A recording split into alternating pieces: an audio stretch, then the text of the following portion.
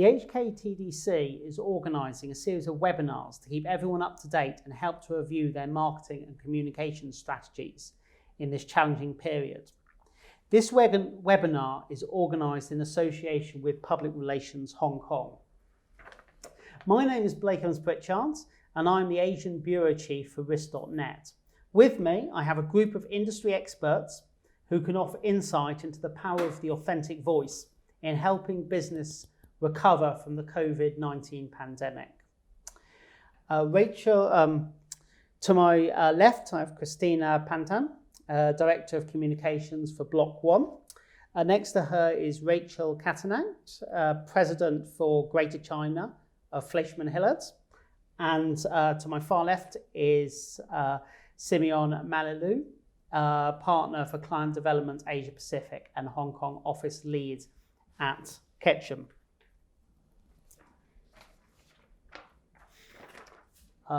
Before we move on to the start of our discussion, I just wanted to draw your attention that the GoToWebinar program enables audience raising questions to our panelists. So if you do have any questions, please press the questions button and put them in, and I'll put them to the panelists as they come in. So COVID-19 has hit businesses hard. It came out of the blue and left companies around the world reeling as they tried to work out how they should respond to a situation that was totally unprecedented, affecting everyone everywhere, but in very different ways. Businesses have a lot that they need to think about, but one thing that's coming to the fore is the way in which they communicate their crisis response to their customers, employers, and other interested stakeholders. I'm a journalist and I understand the power that communication has, but there's a danger here of communicating simply for the sake of communicating or because everyone is voicing a certain opinion on an issue. Done well, communication can be a very effective way of building up brand awareness, but done poorly, it can weaken the brand message. So in order to sort of lead into this discussion, I think the first thing that's quite important to do is to define what we mean by authentic. What is authentic when it comes to communication? Rachel, maybe I can turn to you first on this. Sure. So what does authentic voice really mean? Let's look at it from a personal point of view first. A person who has an authentic voice is one who is true to their personality, true to their self, true to what they believe in. From a company perspective, it is similar. It is a company who is true to their values, true to their purpose, true to their reason for being. At the heart of it it's about integrity and making sure, in fact, that your actions match your words. That integrity, that making sure that you do not do something different from what you say you're going to do is very, very important to the authentic voice. Okay, thanks. And I mean, Simeon, maybe I'll bring you in here on this. I mean, integrity is quite, would you agree that integrity is quite key? I mean, is that quite difficult to achieve in practice? 2 points here. I mean, I think just on the point of integrity, it's important to recognize that expectations amongst the general public, among consumers at large, all the way, and here in Hong Kong and all the way around the world, are much, much higher than they today than they have been in years gone by. And it's at times of extreme stress and crisis like we're experiencing at the moment that expectations rise even higher as well too. The voices that I tend to come out from brands at these days in times of stress do often tend to be, we tend to fall back on what I would call the corporate voice. And this is a voice that the general public and consumers today at large are increasingly resistant to. They can identify it very, very quickly. And it's a big switch off to consumers today, particularly with the millennial and Gen Z generations. It's a very significant turn off. And so people want brands to be relevant to them. They want to be spoken to as they would speak to their peers and their colleagues as well too. And so changing the way that a brand actually speaks can actually be quite difficult. You know, it really does take an entire team of people to be able to work out how to actually communicate in this way. What I do find is some new economy companies are a lot more native and savvy about speaking authentically than maybe some of the more bigger established brands. I just quickly follow up on that. So it's quite an interesting point in terms of kind of moving beyond that corporate voice and actually communicating that kind of, communicating that authenticity as well. I mean, why do you think, just very briefly, why do you think the larger organisations struggle in that, where some of the sort of newer, smaller organisations have done better? I think sometimes it comes down to, and we're making quite sweeping generalisations here. There are young companies that can't do it as well too. There's very mature companies that can as well too. But let's continue down this theme. I think first of all, one element is leadership in this. It's just in terms of who is actually leading a company, whose voice is it? The voice of the brand itself, or is it the voice of an individual leader? And some of those leaders that we look up to and we respect sort of around the world are those people that who are very digitally native, who own their own Twitter feeds, who own their own social media channels, rather than actually have, let's say, somebody else to actually write it for them.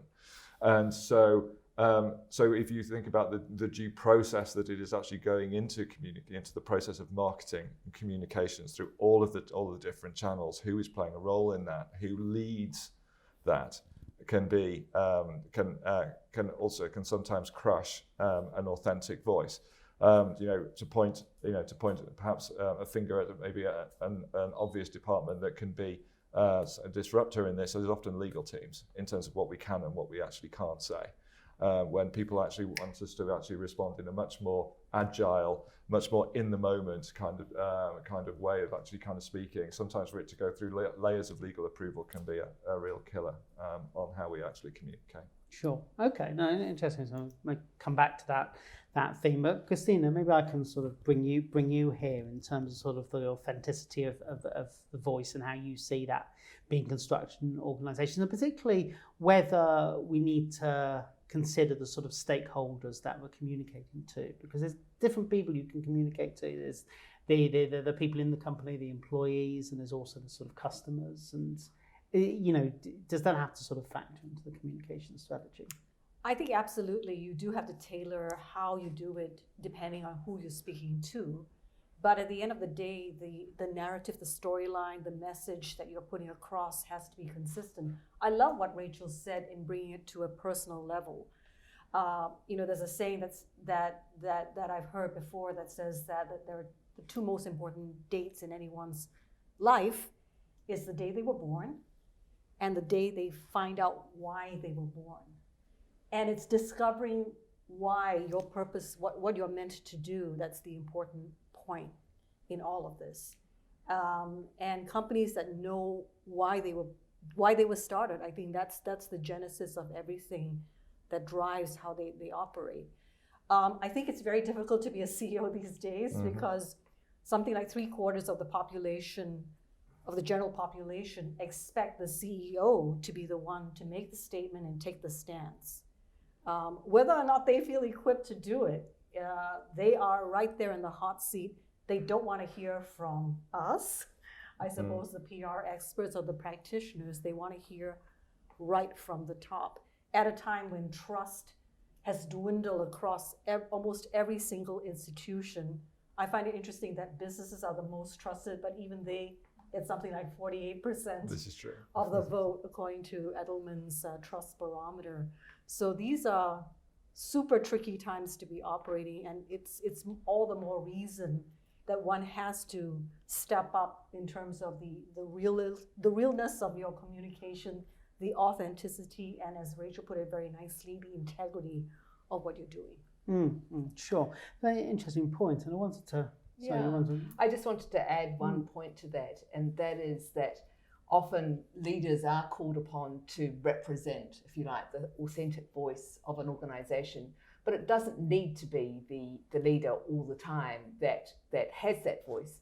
In fact, our research showed that employees are trusted more than a lot of leaders. And that's perhaps because they're closer to customers, they understand customers, they're dealing with them every day, and they're not bound by some of the formalities of leadership, the legal but also the strictures of society, if you like, that are expected of leaders, so they can be themselves more.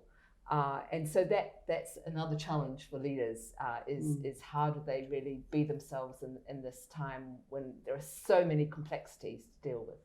I think these are very interesting points. So let me sort of push on some of them, because it seems as though there's a danger, particularly in large firms, that if the message comes from the CEO or the very top, that you can kind of like end up, as you said, Timian, crushing the authentic voice. Whereas maybe there are better elements within an organisation to communicate things. But then potentially you have a danger of having a bit of a sort of fragmented communication message if people sort of lower down. I guess that's what a lot of sort of big businesses would fear, that they want to have control of that. And I see that all the time in some of the stuff that I do. I mean, I don't know. There's a phrase we often use in my organisation. We often call it the say-do gap. You know, between what you say, this is how you behave, and how you are actually seen to behave as well too. And that's where some of those disconnects can happen. If you sort of have employees saying one thing but leaders saying something else, sometimes there's a gap that sort of appears with that. So consistency of communications through this is absolutely critical in terms of the messaging that you do have. Sort of flows all the way through. And I think, you know, to Rachel's point about the importance of employees right now, is that they are your biggest advocates. You know, they should be your biggest advocates. And you know, so good communications and good consistent communication starts inside the company, not outside of it. Sure. I think the other point is that you can have a consistent message, but say it in different ways depending on who you're communicating to. For example, if you're communicating to your mother about your new boyfriend, you may talk about it in very different terms than communicating your new boyfriend to your friends. So you can say the same message but package it in different ways to suit a different audience. And that's about really understanding what their expectations are and adjusting your style to suit, while keeping that intent of the message authentic, but also delivering it in a way that really people believe in. Sure. Okay, and so we're sort of interesting point. So we're talking about the authenticity of communication, and we're talking about now in the midst of this COVID-19 crisis. And I guess one could argue that authenticity has always been important in sort of communicating messages from companies and building up your brand. But is it now more so, as in this crisis or in any crisis, when businesses have a lot of other things to do and they're taking, it's kind of like a sort of uncharted territory, and they're having to take sort of quick action here and still sort of manage their communication strategy. Is authenticity something that needs to be thought about more now? I mean, Christine, can I? I think more than ever, I mean, in a time of crisis, people want to hear what is really going on. They don't want the slick, they don't want the polish, they want the straightforward message, they want the honesty. And I know that it's hard to deliver facts when everything around you is so uncertain, but this is the time when you sort of double down on that to make sure that you're trying your best to deliver something that's very much in line with your core values, your core purpose, and what you're setting out to do, and to say it in a way that as best as you can with the information that you have at hand. Sure. I mean, presumably that's also not an easy thing to do, although it potentially is more important now. There's a crisis, but when businesses are trying to work out where they can sort of save money or how they can continue their revenue streams, and then to sort of, I can see they're taking sort of quick steps, and that might get lost in the communication. I mean, Rachel, do you have other thoughts? Well, certainly companies are having to make tough decisions at the moment, but customers are being very unforgiving of companies who are not communicating those tough decisions in a way that is empathetic, sympathetic, and understanding of the situation. And so if you're going to lay off employees, for example, customers understand that may need to happen, but how you do that Like not doing it on a Zoom call in 4 minutes is not a good way to do it. But treating people with respect, managing expectations well, living to your promises, these are all things that help to demonstrate your authenticity and your commitment to doing right by people. Sure. Okay. And Timian, what's the dangers, do you think, of having a misstep here now in this crisis? I think, I was thinking about how we're sort of framing this at the moment. One thing that we should also remember is, are we talking about something that we should be talking about as a company or a brand? Are we in space where we should be? Are we inserting ourselves into space where we are welcome to actually participate, or are we way outside the area that our area of expertise? So with that, it's the point of consumers are very quick to identify when somebody's making a quick buck, or where somebody is price gouging and exploiting a situation for individual gain, for the gain of the brand, when they're not actually welcome to join in that conversation. We saw back at the very, very early days of the COVID crisis, back in really sort of January and February, when it was just really starting, we started to see fashion brands starting to do face masks, and it was too early for that to actually take place. Now it's completely, we see fashion brands doing face masks all the way around the world, and that's more acceptable. It's brands who are going into insert, to provide some kind of charitable donation when perhaps it's something that's not, that it doesn't really feel genuine from them. And it's also, as Rachel mentioned, the packaging of that as well too, and how you actually share that. It's those kind of things that people are really calling out and putting a flag to, and saying, no, you shouldn't be occupying that space. It's important to remember at this stage that nobody's expecting every single brand to be a caregiver, that they have to be providing charitable support, that they have to be giving away things for free. And so what they're actually looking for is the appropriate contribution to communities and society at the appropriate time that benefits everybody, including the brand. And if you follow that maxim and link all of those things together, the authenticity that Rachel is talking about holds true. Mm-hmm. So we're talking here, thinking for the long term and not just kind of like the short term. Yeah. Mm-hmm. It's think for the long term, but understand what is happening right now and contextualize what you're saying for what is happening right now. Right. And it's quite a hard ask, I guess, with everything else that's going on, but And it's not a one size fits all also. I like what you just said, because I think that every business has to make that evaluation for themselves as to what holds true for them, not what the other people are doing out there. And I think that sometimes that pressure, that peer pressure to jump in and do just you did it, so I'm going to do it too. And then it rings false because people can tell that that's all you were doing was just following someone else. No, indeed. Right, sure. Okay. And so in terms of kind of like ask issue, I mean, there's some things that we can delve into here in terms of how to do things right, how to do things wrong, and kind of what are the sort of key things you should look out for. So maybe I could sort of, we've covered some of it, but I mean, if you were going to be asked, like, what is the sort of like top couple of things, top tips for getting this right, what would you say? So I think, to Christina's point here, I'm thinking particularly about our audience out here and just the number of different companies and organizations, all our audiences is representing right now in lots of these different industry sectors. There are so many permutations on what could be right or wrong. I think that for me, there's four things. And I think let's just think about the time and the place we're actually doing this webinar today as well too. Just in terms of, we've taken a reversal, in the direction of our COVID-19 response here in Hong Kong right now. And as much as we'd like to be talking about recovery, we're actually putting a pause on that right now. So for me, a good communication strategy has four elements. it's got to recognise 4 stages of the crisis we're actually going in, and it's got to recognise that this crisis is not linear. So it's first of all, there is impact.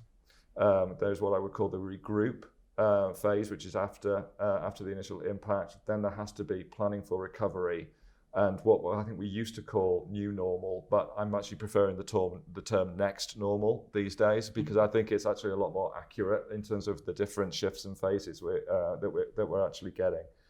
I think that as much as we have been impacted in our part of the world by crisis, one of the ironies I find with the counsel that we've been giving to our clients in this region is we were the earliest to provide counsel in terms of how to prepare for COVID-19, particularly amongst employees in the workforce, but we are the last region to actually really start applying it. Obviously, China aside and Korea aside as well too, which have had it particularly bad. But it's actually really only in the past couple of weeks, that many brands have actually really starting to be facing this reality of we may have people working from home, but some of our premises may actually have to be shut as a result of this. So this, the fact that reversals in this crisis can happen, people need to be prepared for. And maybe you wrote that part of your communication strategy back in February, but you still have plenty of opportunities yet still to actually use it. The next phase we're in at the moment is really just how to keep, it's one of business continuity and how to keep things going. And I think, the thing that really points for me is how to communicate safety and how to communicate with your audiences where your points of access to your brand actually are, whether that's a physical store, whether that's online, whether that be through a phone line, whether that be if you're an education institution, how can students get in or out? Those kind of points are really, really, really important to be able to communicate that you can work with us, you can procure our services without endangering yourself, and our services are of benefit to you, and here's why. And the final point is really the emergence into the next normal in terms of, is everything going to be business as usual like the way it was, or do I need to plan something different for how I am actually going to go to market once we actually recover from this? And so I think there's really 4, that's how I sort of view it, as a sort of 4 stages through the situation. Sure, okay. That's quite sort of a comprehensive list of points. Rachel, Christine, you have anything to add there? Or? I would just sort of look at it slightly differently and say that there are 4 things that people need to think about as they go through these phases. And one is really understand your audience. And people think they understand who their audience is, but they don't. And the challenge at the moment is that the audience mind is shifting so quickly. And so keeping a pulse on what they're really thinking and what they're believing has to be done on a very, very regular basis. Now, for small businesses, this is challenging because you don't necessarily have big research budgets to go out there. But actually making sure that you talk to people in your everyday is one way to do it. Take a gauge of your next door neighbor, take a gauge of your taxi driver. They can help in terms of understanding the insights into people. So that's the first thing. Second thing is keep it simple. Any messages that you give at the moment, simplicity is better. And to Simeon's point about safety and access, making it easy for people to understand what those are. Giving people options is a third one. And the final thing is really be prepared to adapt and pivot. This whole stage that we're at now is about being resilient, but it's also about thinking about new things. And if your business is not already starting to digitize, that's what you need to be thinking about now. This situation is, things are not going back to what they were before. And if you weren't using social media before, now you should be, and see it as a precursor to e-commerce, to doing everything online in a much more holistic way than you perhaps were doing before. Sure. No. Okay, and Christine, that was quite sort of a comprehensive list from your fellow panelists. Anything else to Any further points about it, or have they covered? I think the last point about digitization is really spot on, and I think that perhaps the SMEs, of which many of whom follow this webinar, are maybe the ones who are small enough, they can pivot, they can move, they're more agile, they can adapt quickly. I did see that in a survey that was done recently, many of them said, a majority of them in fact said that was the most important tool that they wanted to try to move their businesses onto a different level and to cope with the changes that have been going on. So I think that's a very key point. Okay.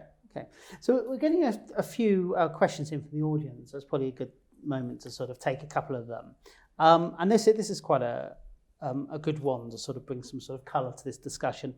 The question is, could one of you quote a business case or give an example to illustrate the importance of the authentic voice? So, anyone that's doing this well or poorly, or anyone have a... I can give a case of somebody who's doing it well, and that is Marriott, hotel chain. Obviously, hotels have been hugely affected by this situation. And Anna Sorensen, the CEO, came out quite early on in a video which was designed for an internal audience, but obviously went external as well. And in it, he talked about his own challenges with his health. He talked about also what was going to happen. He made some predictions. He talked about layoffs, and he talked about how he felt about things. And that's what was really so authentic about it, is that you really did get a sense of how he felt, and his sympathy for the situation, his ability to put people first, and to give people hope despite a very, very challenging situation. So that's a good example. Sure. Okay. Any others from the panel? Yeah, I mean, one that stood out for me quite early in the crisis was Watson's. They got a lot of respect here in Hong Kong for their clarity of communications. At a point when PPE was really in super high demand and we just didn't have any, and being able to communicate with them using all of their channels that I had available to them in terms of what was available, who would from which store, how much people would actually be able to buy. And so people could really sort of plan their days, because it was so disruptive to everybody's lives in terms of how much time they actually had to spend in a queue, actually not being able to pick up face masks.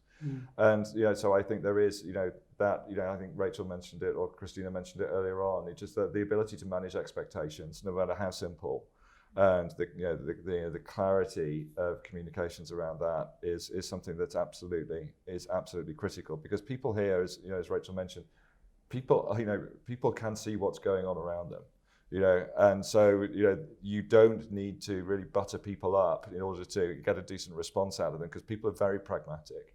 And so giving the right information at the right time in an unfiltered kind of way is something that works very, very effectively. Sure. Okay, thanks. And another question from the audience here is, my company is an SME. Without a PR team handling communication issues and crises. So as far as they know, the consultation fee of the PR service is expensive and unaffordable for them. So what advice can you give if they encounter these kind of like sort of PR issues during this crisis? Is there any advice? No. I mean, I think there's, if I can jump in, I sort of can certainly empathise with the person that posed this question.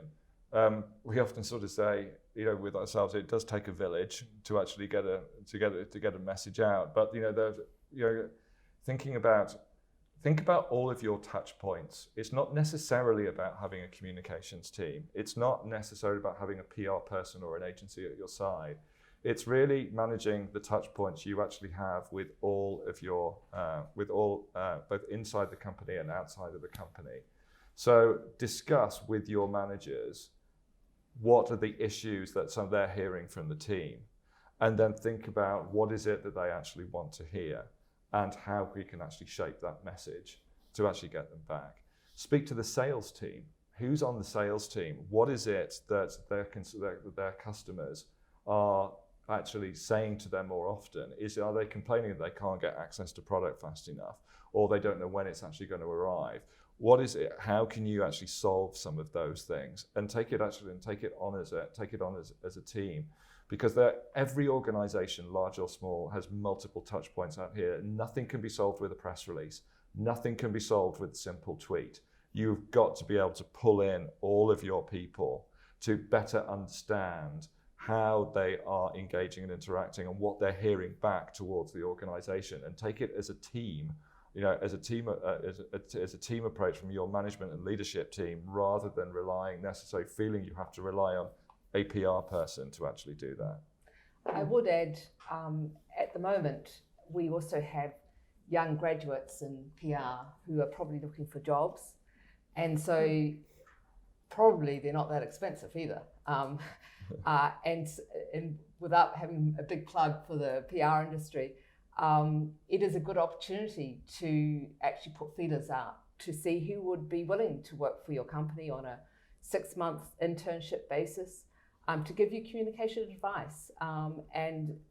You may be surprised how cost effective it is to have somebody like that, and it gives them a great opportunity as well. I'm setting up a social media channel.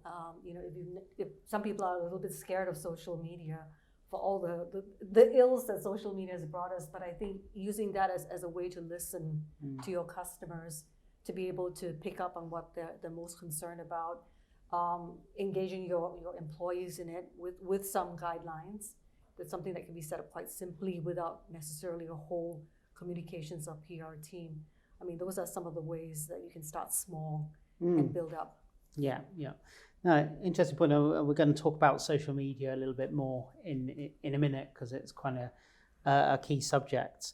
But I wanted to sort of take one more question of the audience, because this was something that I was going to raise anyway. And panelists have already touched on this about delivering a message, not just because everyone else is doing it, so following the crowd, but doing it because it makes sense for your particular brand. And I think all of you made that point at in some way or other.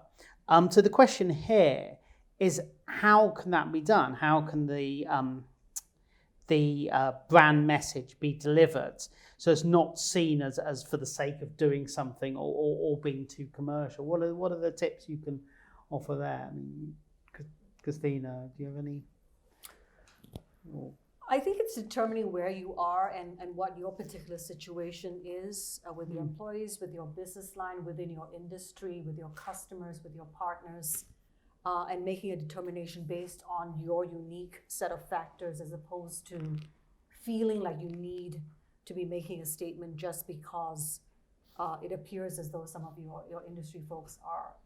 So I think it's making sure that you know for yourself, what the motivations are and sort of the circumstances that are unique to you and to no one else. But I imagine it's also quite difficult to do when you see all these kind of like sort of companies, around the world taking sort of a stance on a particular issue. There must be that temptation to kind of also take that stance, even though potentially it's irrelevant to what you're trying to communicate.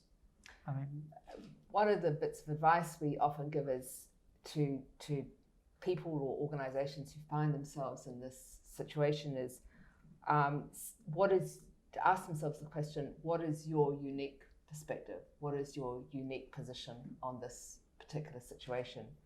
And if you don't have a unique perspective or a unique position or are particularly passionate about it, what is the benefit of communicating versus not communicating? And being able to weigh that up, the benefit of communicating versus not communicating, and decide on balance what is better for your business, and also match that up when you've got a unique point of view. Those are the steps that we would suggest brands take if they find themselves in that sort of position. Yeah, I mean, I've been impressed with, if you just look back across all the different kind of examples across industry sectors of what's been done, I continue to be amazed at just that there are so many different opportunities that are actually out there, industry sector by industry sector. Whether it's media brands who've given away advertising slots to NGOs, whether it's like Netflix giving away some of their educational content for schools for free over their YouTube channels from outside of a paywall. Whether it be enterprise tech firms giving away tech to different hospitals. There's a theme here. There's a lot of giving away. Actually, give away. Sort of that kind of happens. But I think the timing that Rachel was just talking to is actually kind of critical.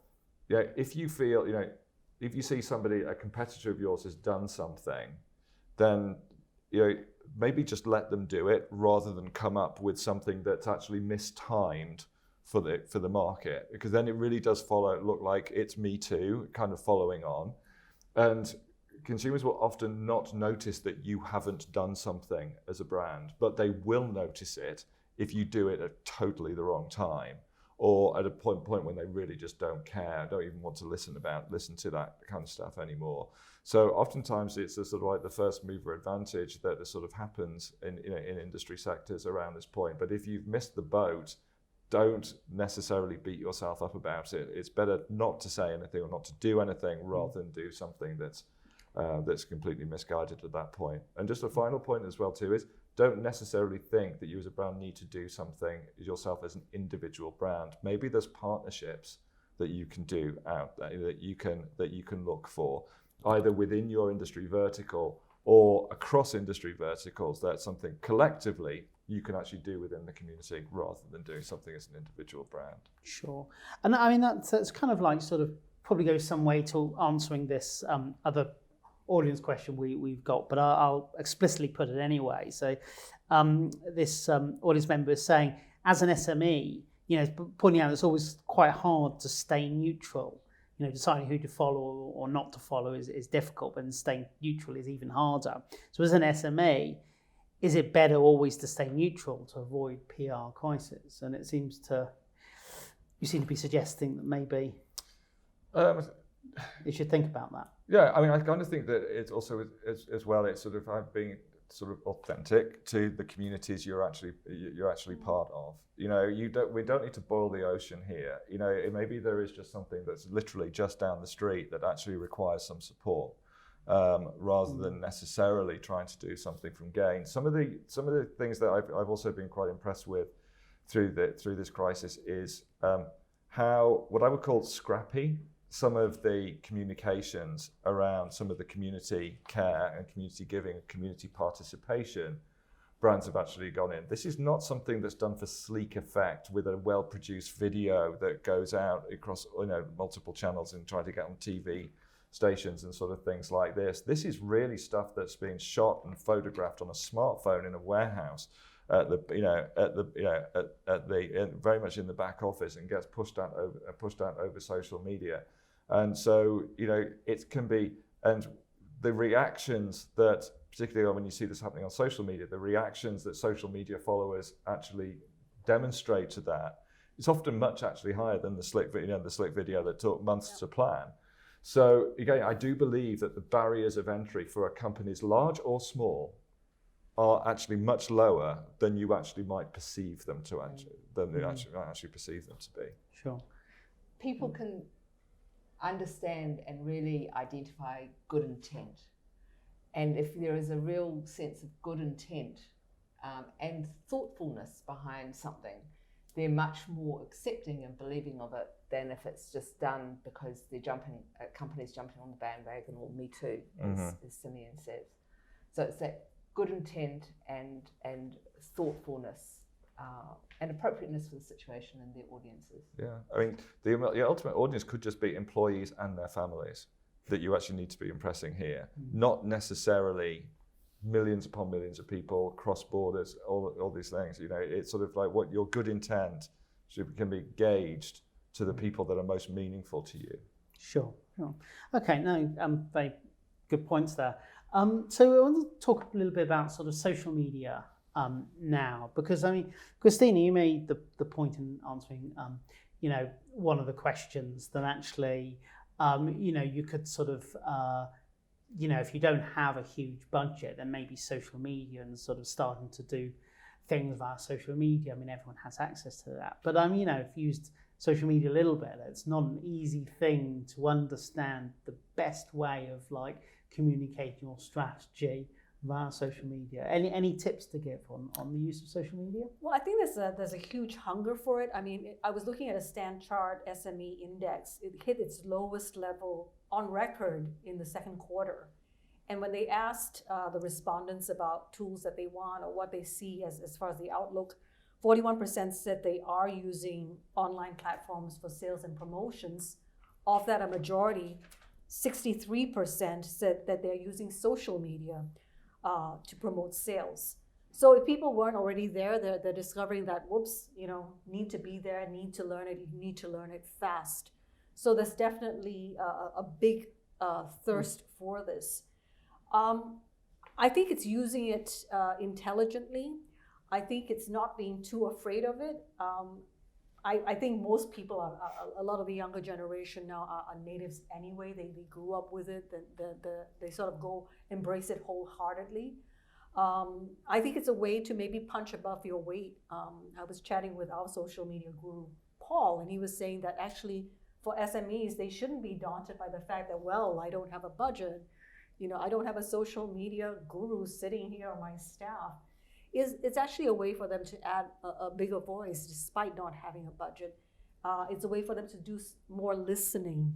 If they are afraid that they don't know what to post initially or that they'll get something wrong, use it as a way to listen, because I can guarantee you your employees, your customers are all using it in some way. So as a means of intelligence gathering while you're thinking through how you want to use it, I mean, I think that's a way to start.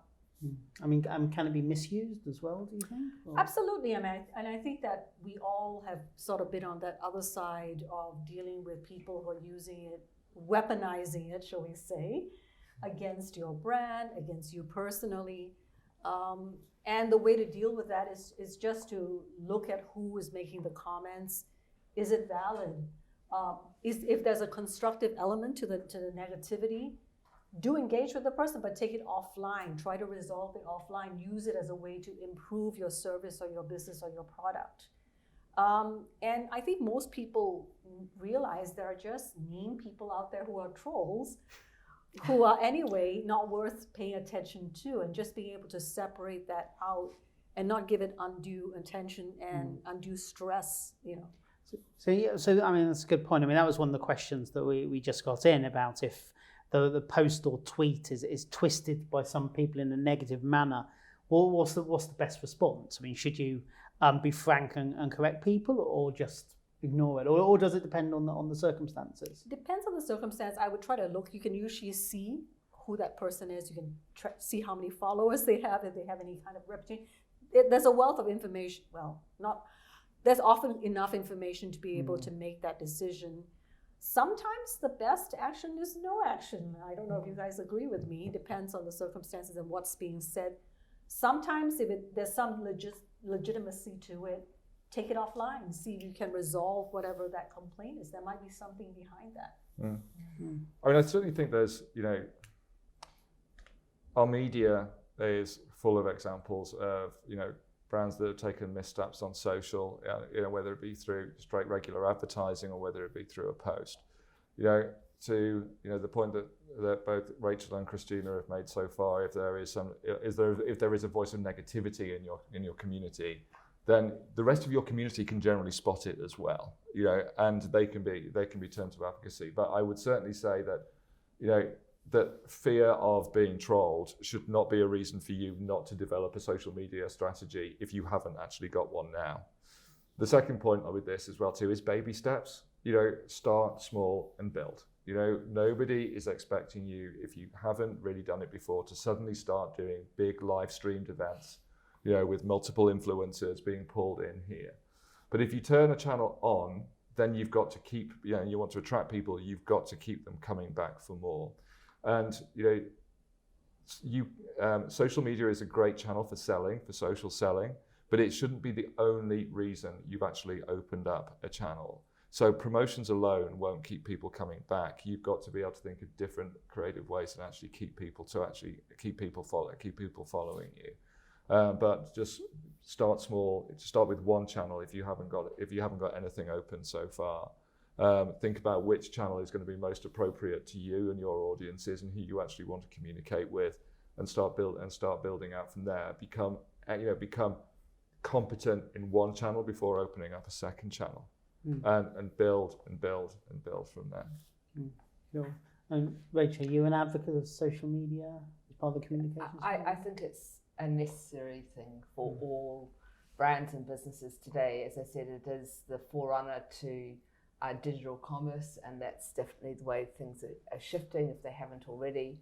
I think it is a different language though for a lot of people, and learning that language is something that kids age 5 understand instinctively, but like any other language, if you're 35 or 45 or 55 and learning it for the first time, it takes a while to understand what it really, really means.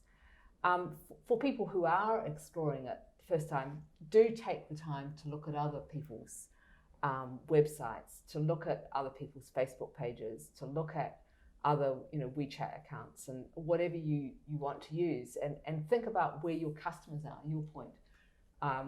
What are they using? How are they engaging?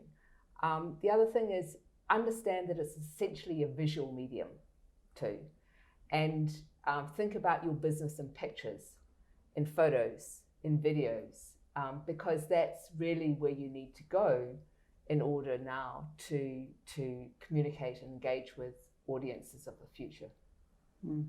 Sure. Okay. And we were sort of talking a little bit about social media there in terms of it's quite a sort of easy way, if you don't have a large communications budget, to kind of like build up a following and start sort of promoting your message or your goods to the wider world. But also, I mean, obviously a lot of sort of big companies use, quite keen on using sort of social media as part of a larger strategy. I mean, how does that kind of like work, or any thoughts on how that can be made to work in a larger strategy with some of, how much resources should you be allocating to kind of like social media compared to traditional media? I think it depends on what you want to do. There's a formula: paid, earned, shared and owned, which talks about the different channels, and any large company is probably using all 4: paid, earned, shared and owned at any one time. They're maybe using more earned, i.e. media, social media, because that's a way of building trust rather than advertising.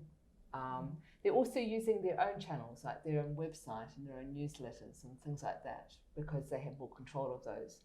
So it is being where your customers, your employees are, your other shareholders, stakeholders, and understanding what you need to achieve with your communication, and that will determine how you use those 4 channels, if you like.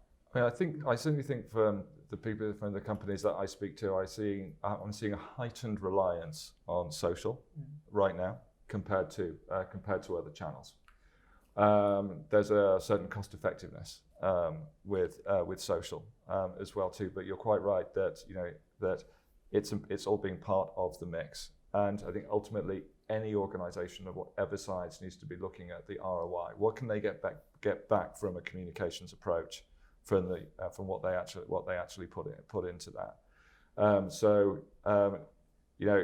The social media isn't some kind of fairy dust that makes everything wonderful, and you have hordes of people trying to beat down your door for your product or service because you're on Facebook. You've got to certainly work harder than that as well too, and reverting all of your marketing spend from the channel you've been using for the past 2 years into social, because we're living in a socially distanced world, might not actually be the wisest strategy right now. Particularly if you're relatively inexperienced as a brand or as an organisation in social, which is why I would advocate starting small if you're not there already. But we are sort of seeing a shift more over to social right now, as greater emphasis on that as a way to reach audiences in a cost-effective way. Sure. I think the pitfall is trying to sell the product rather than the solution. Focus on the solution, not the product. Yeah. And also the ones who go more for success than significance. If you're chasing success and only success, but not thinking about your significance, what you mean to the world, why you're there, I mean, that's sort of the pitfall. Ultimately, I think it's about telling stories. Social media is just another way to tell stories, and everyone's got a story. You've got the founder story if you're an SME. You've got your origin story, you've got your employee story, you've got your customer story, you've got your partner story, you've got the story of your service and your product. So I think it's just another way of conveying that. And should people connect to that? Should people be focusing on ROIs? I mean, you mentioned ROIs on the return of investment in social media, and obviously if you're sort of a small SME without a large budget, you can't do that too much, I guess. I mean, and again, I think this is one thing that's a truism of the current environment, is it doesn't matter how big your company is or how small your company is, ROI is so important right now. Everybody's looking just to preserve those margins, as well, just to keep everybody going, to keep the staff going, to be able to keep selling, to keep to keep moving. One question we're getting a lot of at the moment is how do we build a social media following in an organic way without paid over social at the moment, because you can be on social channels, but how much paid budget do you actually need to put behind that in order to get your post seen to people who aren't following you yet? And so there's a big sort of challenge. There is a big challenge around that as well too. Social media may be quite cost effective, but it still requires some investment actually in there, particularly if you're opening up a channel for the very first time. But so it is about evaluating every single post for what you're doing. We've got clients at the moment saying, well, should we be producing these slick videos at the moment, or is actually just simple graphic posts actually more effective at the moment? There's no simple equation really within that. It's all to do with the content design and everything as well too. But these are questions that even within the social media channels, some of the clients we're counselling at the moment, we're having these kind of questions as well too. We've cut all these paid components of our marketing spend. We're investing more in social, but every single post has got to work hard for us, not necessarily just the channel as a whole. Sure. Okay. Again, I've got a question from the audience related to social media. And this is probably a case-by-case response. The response of this depends on the case, but be interested to get some thoughts. So, this audience member says that they believe that brands and enterprises should respond to negative comments quickly. And just a question of what kind of tone should be struck. Other than being efficient and responsive, what kind of tone should be adopted? Official, sincere, friendly and casual, which would be most effective? And I'm imagining that depends on the circumstances. But it does. Anything to say? You can sometimes be all of the above. You can be sincere, you can be fun, you can be flippant, but you have to understand the context in which that negativity is happening. And if it involves people, if it involves emotions, if it involves things of national interest, sincerity is better. And people will never criticize you if you're serious and sincere, but they may criticize you if you are flippant, and appear not to be taking it seriously. But just to go back, yes, you need to do it in a timely fashion, but you also understand why you're doing it, and sometimes you can communicate your way into a problem as well as out of a problem. So it's a careful consideration, and tone is very important. So it's a good question to ask. I would say be non-disparaging and non-defensive. It's hard because if they're bringing up an issue that's very emotive and very personal, if you're the founder of the company in particular, if there's something that that really hits you below the belt, and it's something that's very pointed and maybe even unfair, it can be hard to hold in check the desire to sort of hit back in your reply. But having a cool and calm approach to it. I mean, if everyone remembers the infamous United Airlines dragging off a passenger from a Chicago flight, and the first response was pretty much, we had to reaccommodate a passenger, and then blaming the passenger, so it kind of really was a horrible, horrible situation for the airline from the way that they responded, because they were easily sort of disproved by other passengers' own video that were posted then on social media and went completely viral. Yeah. Sure. My counsel for that as well is think about negative comments before they actually arrive. And we often, in our sort of social playbooks, we grade the degrees of negativity and what the actual response is actually going to be. It also depends on really what your total following is as well too, and how many comments you can actually physically answer in a day, and the time it actually comes in, and how other people are actually responding to the comment that's actually been placed as well too. All of these things play a factor in whether you're actually responding to each and every single one. In the normal run of play and doing normal non-COVID times, sort of one of my friends refers to everything as BC at the moment, which is before COVID. It's sort of then maybe you would be responding to some of those things. The point that Christina made, in terms of the streams of negativity that would have come across to a brand like United Airlines in a situation like that would have been an avalanche. And your ability to actually respond to each and every single one of those is physically impossible. But in the normal run of play, then you can spend more time, you can kind of give more attention to individual negative comments if they warrant a response. Sure. Yeah. Okay. So we're I'm getting towards the end of the webinar now, pretty much running out of time. So I wanted to I found the discussion absolutely fascinating, learned a lot from this. But I wanted to go to each of you now and just get you to share some thoughts on the key takeaways, the key message to take away from this. And maybe I can start on my far left. Okay. First with this. So we were here talking about recovery. Start mapping now what recovery looks like and when you're actually recovered or not. It's not going to come around with an individual. It's not necessarily going to be an individual moment in time, but you do actually need to start thinking about when that might actually happen, and have a strategy for what to do next once that recovery happens. I think that's certainly one thing, and listen to people inside your organisation and outside as well, in terms of they're the best compass you actually have to planning what you need to be saying. Sure. Okay, and Rachel? I think now communications is one of the most important business strategies for any size of business.